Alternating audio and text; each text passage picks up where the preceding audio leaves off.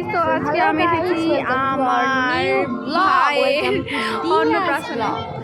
দেখো আজকে আমি আমার ভাইয়ের অন্নপ্রাশনে এসেছিলাম, কলেজ ছুটি নিয়ে অন্নপ্রাশন করতে এসেছিলাম দাও।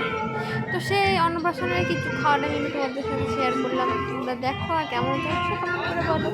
দেখো প্রথমে আমরা গিয়ে কাউন্টারে খেয়ে নিয়েছিলাম ভেজ পকোড়া, তারপরে সাইডে ছিল চিকেন পকোড়া, আর অ্যাজ অলওয়েজ মাই ফেভারিট মাজা। আমার তো ভীষণ, এটা কি আছে? তো তোমরা চিকেন প্রিফার করো? এখানে দাও, এর মধ্যে দিয়ে দাও, ঢেলে দাও। আমি দুটো নিয়েছিলাম, এটা হচ্ছে চিকেন পকোড়া আর আমার প্লেটে ভেজ পকোড়া ছিল, দুটোই খেয়েছিলাম। আর কি সুন্দর ডেকোরেশন করেছিল, তোমাদেরকে কি বলবো, তোমরা গেলে তোমরাও অনেক মজা করতে পারতে। আমরা অবশ্য অনেক মজা করেছি গাইস, কি বলবো, আমার ভীষণ মজা করেছি আমরা সারাদিন নিয়ে, আমরা জেঠিমনি পাচ্ছিলাম। আর এই দেখো আমার অল টাইম ফেভারিট মাজা, আমি সত্যি বলছি আমি 2 গ্লাসই খেয়েছিলাম একাই। অবশ্য খাওয়ার পরে শেষে আমি আরও 2 গ্লাস খেয়েছিলাম। এরকম স্টিক নিয়ে নিয়েছিলাম আর চিকেন পকোড়া খাচ্ছিলাম আর ভেজ পকোড়া খাচ্ছিলাম। আর গরমের মধ্যে একটু অনুষ্ঠানকে উপভোগ করছিলাম, যতই গরম হোক অনুষ্ঠান বাড়ি তো অনুষ্ঠান বাড়ি, খাওয়া দাওয়া তো জীবনেও ছুটবে না। আর দেখো কত সুন্দর ডেকোরেশন হয়েছে আমার ভাইয়ের অন্নপ্রাশনের, হ্যাঁ তাই না?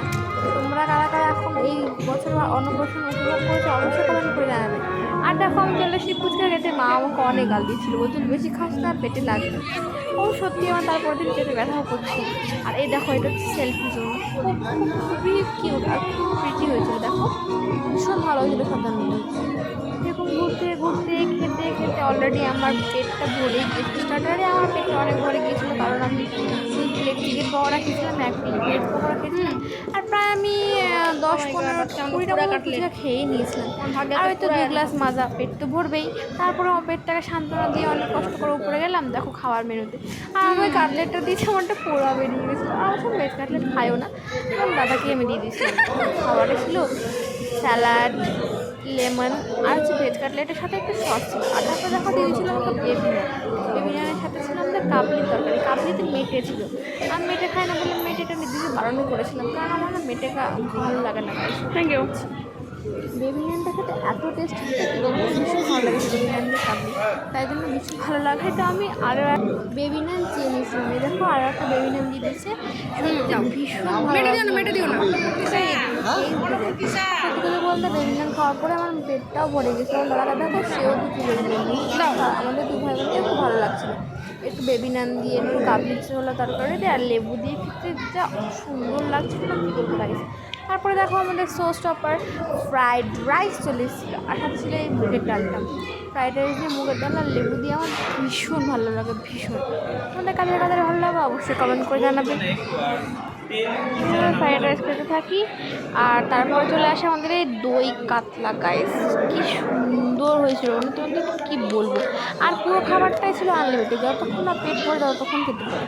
আর আমাদের মাটন, হ্যাঁ গাইস লিটারালি মাটন দিয়ে ফ্রাইড রাইস খাওয়ার মজাটাই আলাদা। আর তোমার দেখছো আমি প্রথমবার যে 1 হাতা ফ্রাইড রাইস আমি দিয়েছিলাম, ওটুকুও আমি খেতে পারিনি, অর্ধেকটুকুও খেতে পারিনি। মানে আমরা এতটা পেটটা ভরে গিয়েছিলো সেটা কি আমি বেবিনানটাও কমপ্লিট করতে পারিনি। তারপরে চলে এসেছিলো আমাদের পাতে চাটনি, আর চাটনি খেতে না খেতে আমাদের পাতে চলে এসেছিলো গরম গাছা তুলে একদম রসগোল্লাটা আমার ভীষণ ভালো লেগেছে।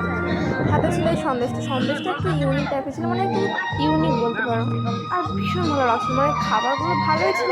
তারপরে দেখো আমাদেরকে দিয়ে দিয়েছিল আইসক্রিম, তোমরা দেখে কে বলতে পারো কোন কোম্পানি আইসক্রিম ছিল অবশ্যই কমেন্ট করো, যারা কমেন্ট ভালো তো দিতে হবে তাদেরকে আমি রিপ্লাই দেবো গাইস। আর তারপরে খুব কষ্ট করে খেয়ে আইসক্রিমটা হাতে নিয়ে আমি একটা বেরিয়ে চলেছিলাম।